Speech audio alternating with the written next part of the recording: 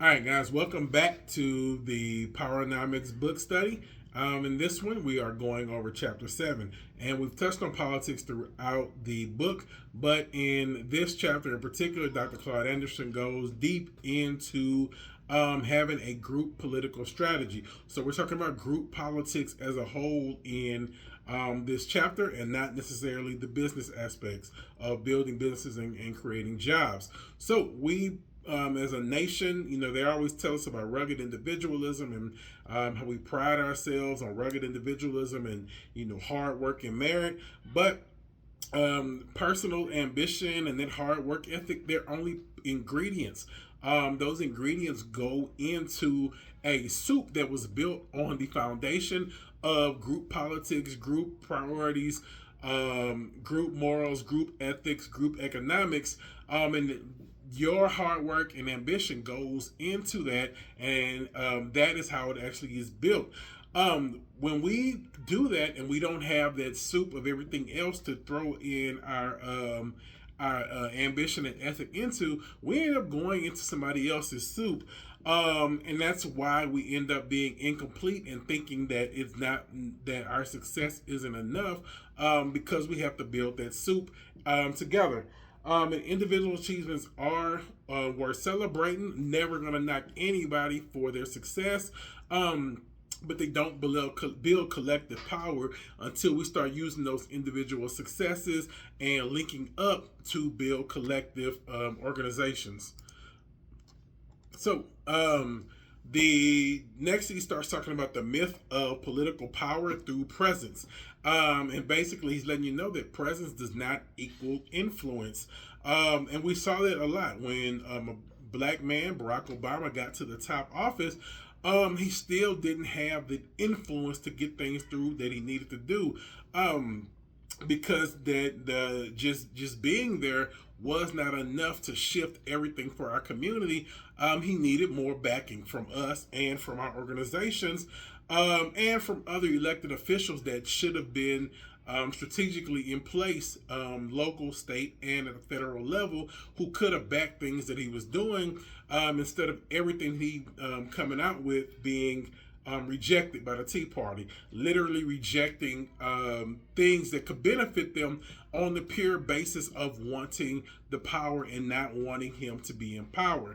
Before we even attempt to reach those levels again, that foundation has to be built all the way from the city council up to school boards and everything else. You control everything up until the top. That way, once time we have a black president at the top, he has a support from the lobbyists, our political action committees, and council members, all the way up to Congress members and judges that can support his efforts or her efforts.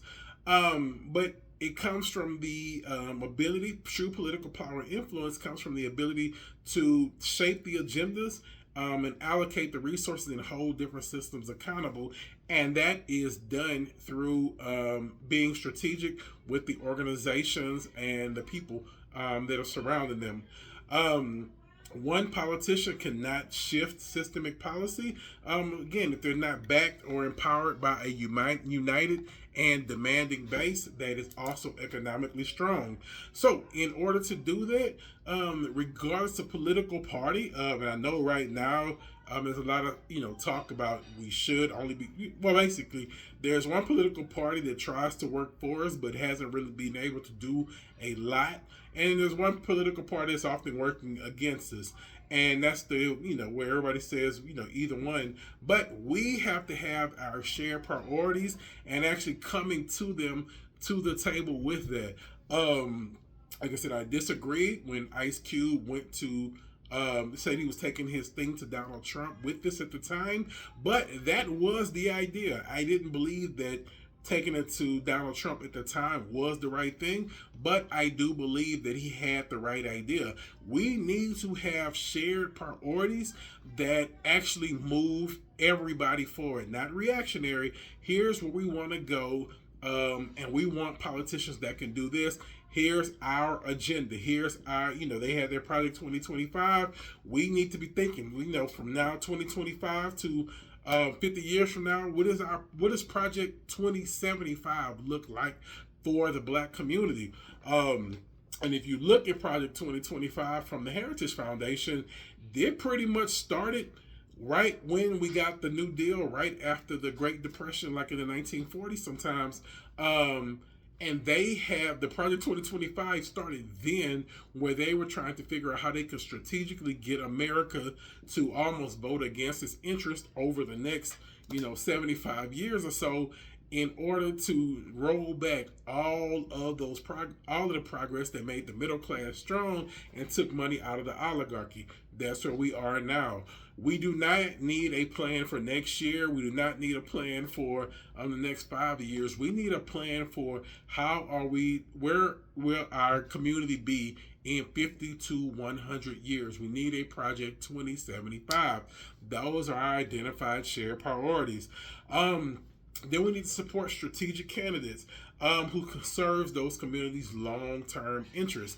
So that again becomes once we have like that whatever the Project 2075 will look like for us, it starts to where we are letting candidates know, do you support this? What are you going to do to support this? We are going to hold you accountable to what check marks from our Project 2075 have you knocked off in your 2 to 4 years in office.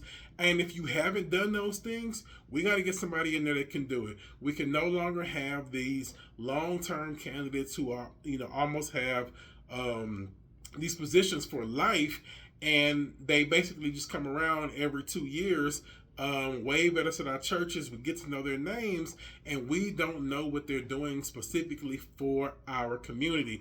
They might be doing a lot of great work, building a lot of great connections, doing things that we often find out that after they died, they were a part of. But if it's not helping our actual community in our Project 2075, then it's not what we need, right? Kudos to you for doing a great job, for doing things that benefit a lot of people. But if it's not knocking off check boxes for our Project 2075, it's not going to work for us. We got to find somebody else that's ready to do it. The next one is pulling the resources together. Throughout all of these chapters, I've been talking about the fact that it's not enough to show up and vote in November every 2 to 4 years. Although it's great, we have to get to the point to where we're pooling our resources together to fund campaigns. That way they are liable to us before they are liable to just the voters. We are the voters and the funders, so we are the ones that are putting them into office with our finances and our feet. So we are the person that they have to hold. They hold them accountable. We are the only people that they have to please in order to ensure they get their voting in the next time.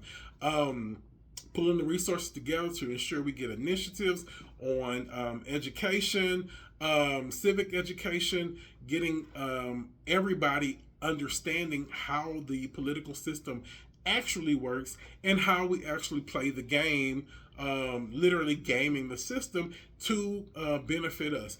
Other communities are doing this naturally. It's a part of the way they move.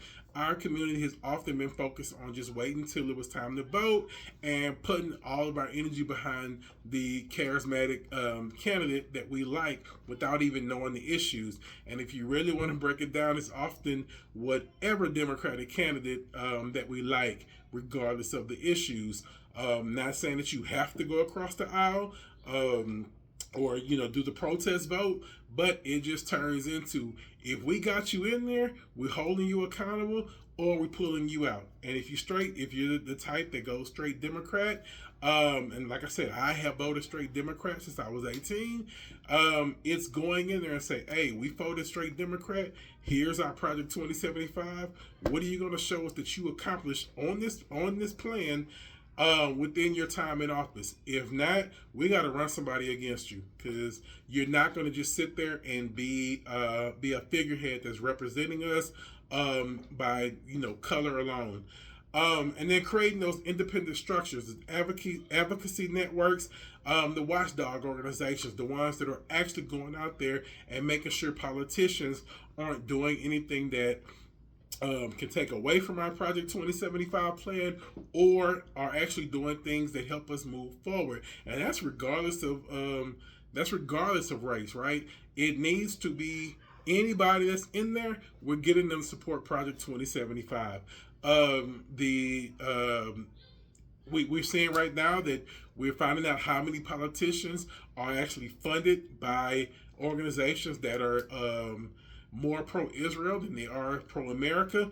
We have to be able to do the same. I'm not saying you got to put us above America, but those politicians know that they have to do things that are in line with what these pro-Israel organizations want in order for them to be able to maintain their job. We have to start holding them accountable in the exact same way.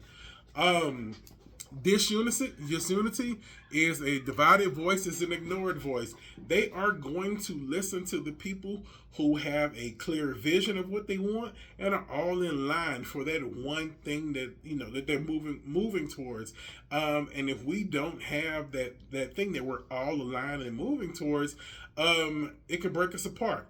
And this is one of the things that happened in the most recent election. They literally found ways to pick us apart and have us worrying about issues that didn't even affect us at all. And a lot of them were just moral issues that aren't going to put any money in our pockets, and in particular wouldn't affect you in no manner at all. But they touched on certain things where they pitted our community against the Democrats for supporting the ideas of another community. Wouldn't put no money into those communities. Just the idea that the Democratic Party was okay with that other communities existing was enough to get us to get complete disunity. And now we are dealing with the consequences of that and having to figure out a plan for how we're going to move forward in a completely different environment than many of us have had to grow up in. And more than likely, the environment that we're in, they're literally trying to get us back to the environment where we'll understand what it was like for our parents and grandparents to live in. And they were able to do this by literally dividing and conquer within the community. And as we were going forward, and as the process was going, and yes, I'm going to go ahead and say it, I voted for Kamala. As I was watching things happen online, I even got to say that I was fooled because I saw a lot of chatter from different black communities saying they weren't going to vote Kamala, but then they didn't vote for Trump either. And that is the way that they defeat us most often. It is not that they think they're going to get a whole bunch of blacks to go out and vote Republican. What they really count on is they can get a whole bunch of blacks to be apathetic and literally just not show up to the polls. And that is what happened with this round. When you saw all of the black accounts and whatnot being anti-Kamala, anti-Democratic Party, they were bots, and there were people who just weren't going to show up but voiced their animosity toward Kamala Harris, but didn't go up and vote for Trump either. They just literally discouraged the community from moving, and that's how it was spread. And that is how they have learned to defeat us. They can't legally require us not to vote. Not yet, at least.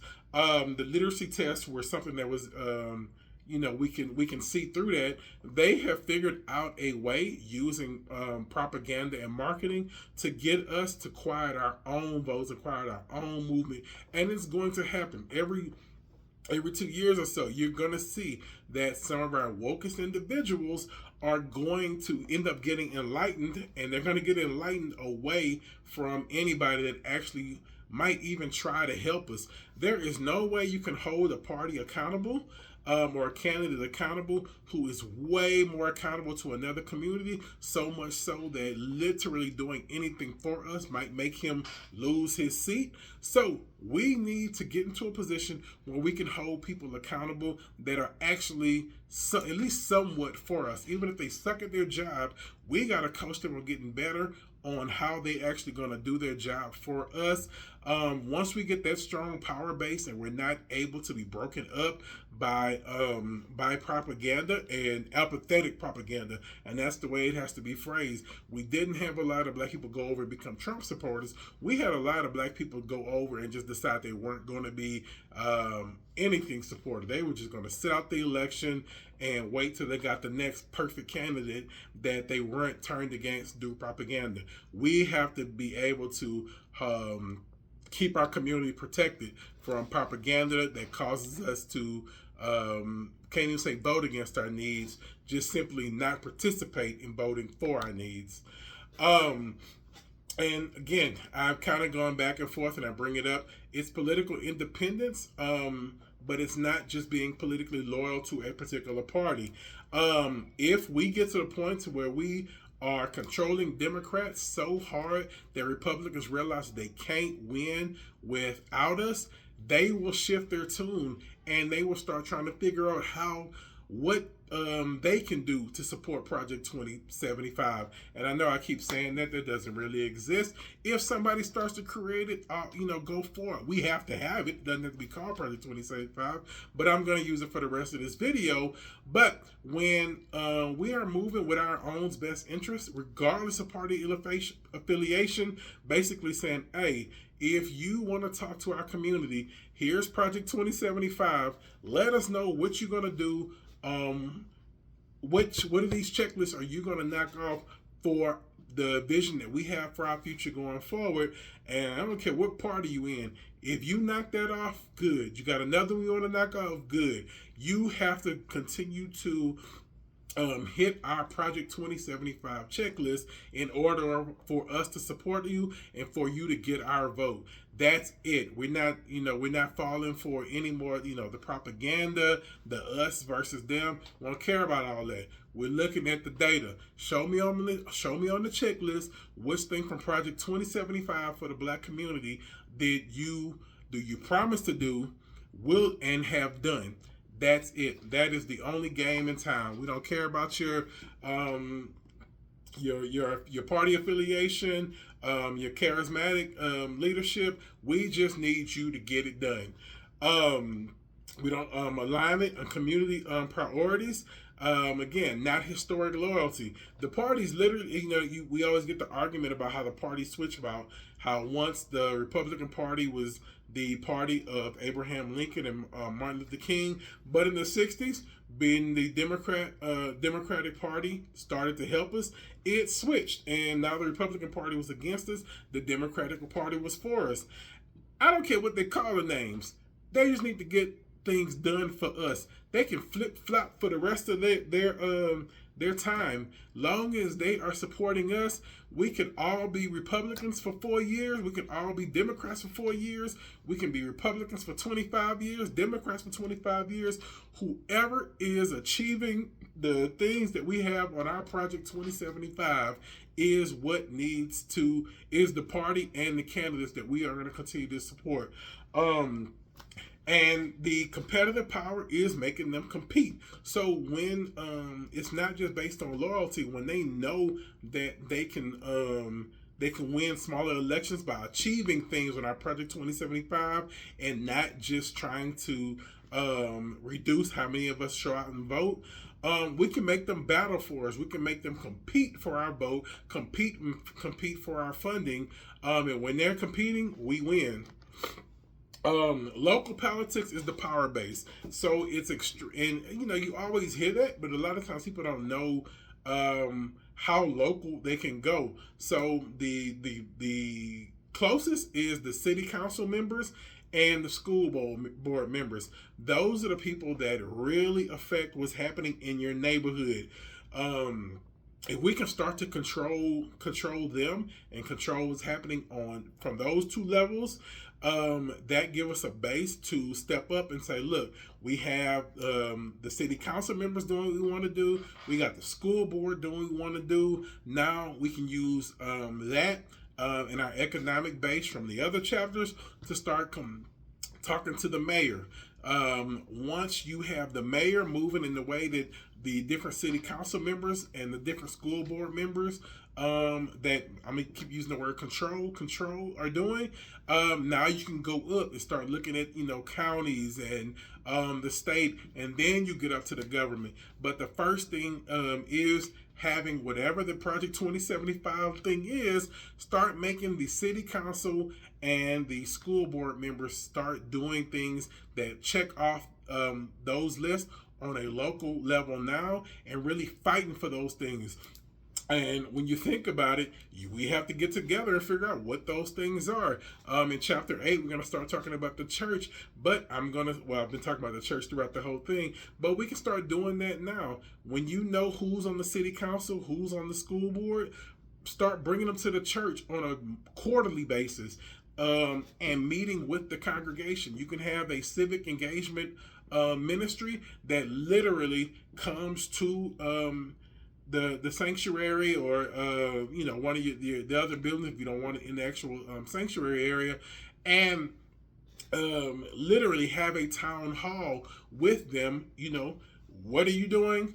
What are you accomplishing? What do you plan on accomplishing? Here's our list. Again, the Project 2075 or whatever you're calling it within your local community, even on a shorter term basis. Like, we have the 50-year plan, but here's what we need to get knocked out in the next 1 or 2 years that gets us to that 50-year plan. What can you do in the next 12 months, the next quarter, that will bring us closer to these short-term goals that appeal to our long-term goals? Again, money talks, and we got to speak loud with our money. Again, he's saying this over and over. You control politicians with your money. We have to have that financial infrastructure to fund our political candidates. We're pulling those resources and putting that economic power together. Political education is critical. A lot of our public school political history and social studies is hero based. It's based on telling you how great the people were that built different countries, that all led, basically European history that all led to the building and running of America. But that's it. You're just learning about history. You're not literally you're not often learning about the actual political process and how to control the political process. And you can really see this because a lot of times you'll see when somebody first gets a little bit of knowledge when they get to college, the first thing they want to shout is, "My votes don't matter." It's about the Electoral College. Well, yes. So now that you know there's an Electoral College, how do we control and manipulate it to benefit us? Don't just stop this. My single vote doesn't matter because it's an Electoral College. It's how do we get the Electoral College to move in our favor? That is the next step of this education. Not learning something and quitting, is learning something and figure out how to play the game appropriately. And we haven't done that enough for our community. So that they know that it's more, being civically engaged is more than showing up every 2 years in November. It's showing up year round and holding the people closer to you accountable year round. One of the benefits that we have is technology. We can use digital mobilization, but it has to be more than reactive hashtags. It has to be mobilizing people to get involved year round. And again, this is why I point to the church as being strategic, because people are going to church year round. And when we try to create these other offshoot organizations, and then we're upset that we can't get a collective to come to our little political nonprofit thing that we started, that's why. Go where the people already are. You have thousands of people already showing up to this church every Sunday. Utilize that as a base. Having a political ministry within the church where the church, where members of the church that are already thinking, in the same manner, because they're going to a church in the same community. They like the church, they like the environment. Get that block of people in that church to start thinking politically and moving in a certain direction year round, giving them updates on what's happening. So if a smaller block of, very politically active people within the church are the ones meeting with the council members and the school board members. Let the entire rest of the church know what were the what happened to that meeting, at that meeting, what were the results of the meeting, and what we're looking for going forward. So everybody's not going to be politically active, but everybody can be politically knowledgeable, and we can have a group of people within each church that is doing that. And we got to have leadership that is about serving the people and not glorifying themselves.